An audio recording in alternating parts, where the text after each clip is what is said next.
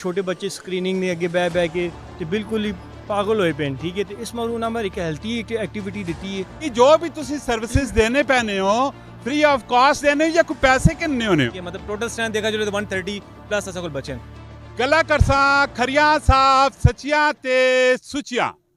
सेहत हजार नेमत है इस विच कोई शक नहीं है कि तुसा कोल दुनिया नी हर ऐशो इशरत मौजूद होवे लेकिन सेहत ना होवे कुछ सासी बिल्कुल नहीं आसी मैं अपने शहर वाह कैंटने में इस टाइम मौजूद हाँ और जिस टाइम मैं रोड तो मेरा गुजर होया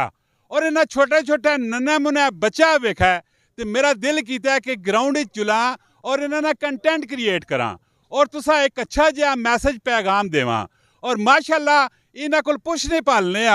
कि बच्चे कितों आए और फिर उस बाद इस अकैडमी या कोच कौन पे करना है और इस रन किस तरह पे करने और इन्होंने की मामलात होने पूरी वीडियो वेखनी कमेंट में राय भी देनी और उस बाद लास्ट में वीडियो शेयर भी कर देना है डन हो गया माशाल्लाह जी पहले साथ कौन बोलसी अस्सलाम वालेकुम वालेकुम सलाम की नाम है तुसा ना इख्तिशाम एहतिशाम भाई इस अकैडमी ना ना की वे फ्यूजन स्पोर्ट्स अकेडमी इसका नाम है फ्यूजन स्पोर्ट्स अकेडमी ये किस तरह तुसी रन करने पैने हो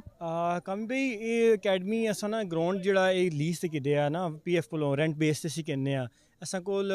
तकरीबन पूरे वाह तू मुख्तलिफ एरिया तू ना बच्चे असा कोल आने थे बच्चे ना प्रैक्टिस फुटबॉल खेलने मारू आने ये तुसी क्यों सारा कुछ करने हो इसकी वजह की इसकी रीजन की वे भाई सब कुछ पहली गल है कि आजकल जड़ा फास्ट इतना तेज़ दौर जा रहा है असा डिजिटल दौर है ठीक है छोटे बच्चे स्क्रीनिंग ने अगे बह के तो बिल्कुल ही पागल होए पेन ठीक है तो इस मरू नंबर एक हेल्थी एक्टिविटी दी है कि छोटे बच्चे आवन ग्राउंड पेरेंट्स थोड़ी इंकरेजमेंट होनी कि आन के बच्चे थे ग्राउंड ही खेलने हेल्थी एक्टिविटी है इस मारू थोड़ा जा बच्चा वहाँ मोटिवेट पे करने हैं वेरी गुड बेहतरीन हो गया जी अस्सलाम वालेकुम वालेकुम सलाम तुसा ना की करदार होना है इन बच्चा ने नाल कामी भाई मैं इस अकेडमी फ्यूजन स्पोर्ट्स अकेडमी ने जो मेन टीम है ना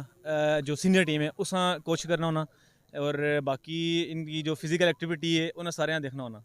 वेरी गुड बेहतरीन हो गया ए जी अकेडमी तुसा बढ़ाई पई है ये जेडे बच्चे ये है कौन ते कित्थों आए सारी वाक एंड कम्युनिटी है walk and new city phase 2 Taxila इस सराउंडिंग जितने ना वाक एंड सराउंडिंग उतों आए और माशाल्लाह असा कोल दो शिफ्ट ने ठीक है पहले समर कैंप नहीं है जो कि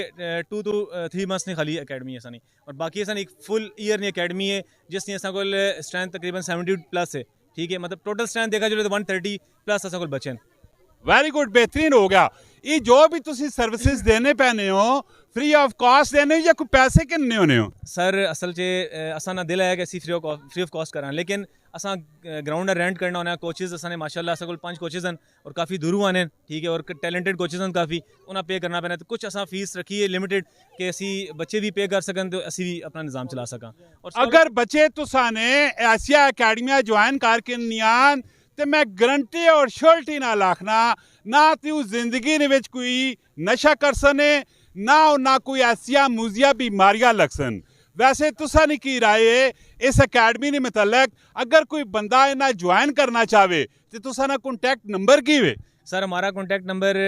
हमारा बोर्ड पे मेंशन है और हम इंशाल्लाह आपको दे देंगे ठीक है वो आप मेंशन कर दीजिएगा ठीक है और वैसे आपको एक और बात करना चाहता हूँ हम इस अकेडमी में बच्चों को स्कॉलरशिप मैं कंटेंट लंबा पे होना है और तुसा ने कोला तुसा सारिया दिले गल्लां सुनसा इत्थे असी वीडियो करने आ बंद फिर खोलसा नवी वीडियो फिर उसने विच भी तुसा दसा असा ने इस टाइम अल्हम्दुलिल्लाह 20 तो 25 प्लेटफार्म चलने पैने उन्ना सारा च तुसा ना कंटेंट अपलोड करसा मुख्तलिफ वीडियो नहीं होते